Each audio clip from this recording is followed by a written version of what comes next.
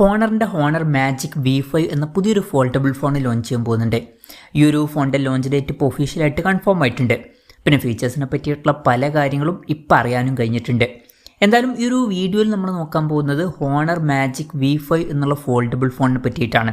പിന്നെ വീഡിയോ തുടങ്ങുന്നതിന് മുമ്പ് പറയാനുള്ളൊരു കാര്യം എന്താ വെച്ചാൽ, ഇതുപോലെ നിങ്ങളുടെ സ്വന്തം ഫോട്ടോ അല്ലെങ്കിൽ നിങ്ങൾക്ക് ഇഷ്ടപ്പെട്ട ഡിസൈൻ പ്രിന്റ് ചെയ്തിട്ടുള്ള മൊബൈൽ കേസുകൾ അഫോർഡബിൾ ആയിട്ടുള്ള പ്രൈസ് റേഞ്ചിൽ വേണം എന്നുണ്ടെങ്കിൽ ഇവിടെ ഒരു വാട്സപ്പ് നമ്പർ കൊടുക്കുന്നുണ്ട്. താഴെ ഡിസ്ക്രിപ്ഷനിലും കമൻറ്റ് ബോക്സിലും ആ ഒരു വാട്സപ്പ് നമ്പർ കാണാം, നിങ്ങൾക്ക് കോൺടാക്റ്റ് ചെയ്യാവുന്നതാണ്.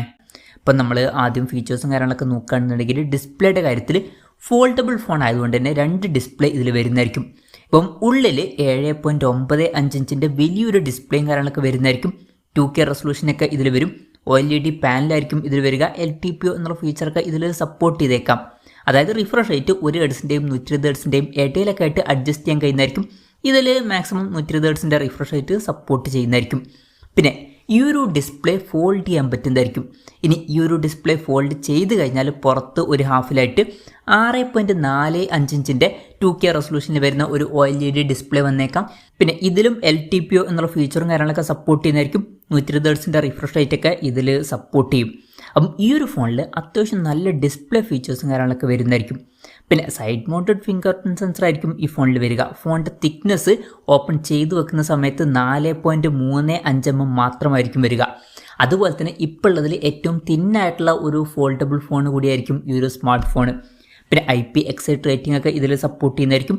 ഇനി പ്രോസസ്സറിൻ്റെ കാര്യത്തിലോട്ട് വരികയാണെന്നുണ്ടെങ്കിൽ സ്നാപ്ഡ്രാഗൺ 8L8 എന്നുള്ള പ്രോസസ്സറുമായിട്ടായിരിക്കും ഈ ഒരു സ്മാർട്ട് ഫോൺ വരിക.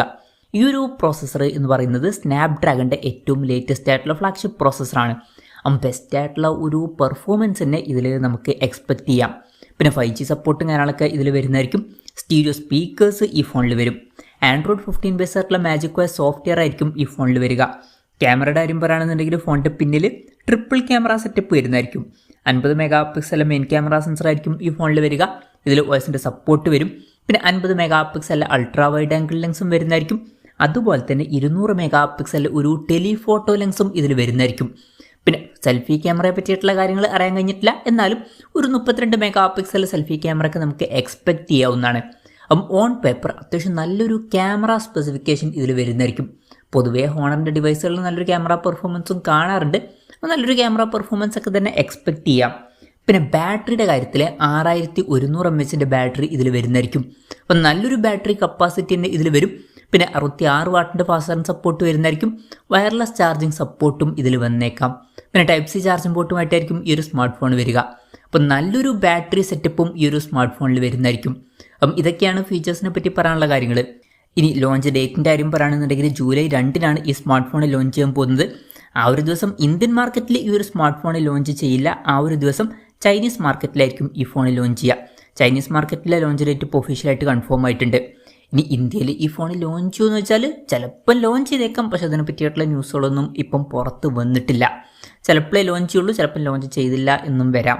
ഇനി വിലയുടെ കാര്യം പറയുകയാണെന്നുണ്ടെങ്കിൽ ഇതുപോലുള്ള ഒരു സ്മാർട്ട് ഫോണൊക്കെ ഇന്ത്യൻ മാർക്കറ്റിൽ ലോഞ്ച് ചെയ്യുകയാണെന്നുണ്ടെങ്കിൽ എന്തായാലും 1,50,000 രൂപ പ്രൈസ് റേഞ്ചിലൊക്കെ ആയിട്ട് ഈ ഫോണിൻ്റെ വില എത്തിയേക്കാം. ചിലപ്പം അതിലും കൂടുതലായിട്ട് വരാനും സാധ്യതയുണ്ട്.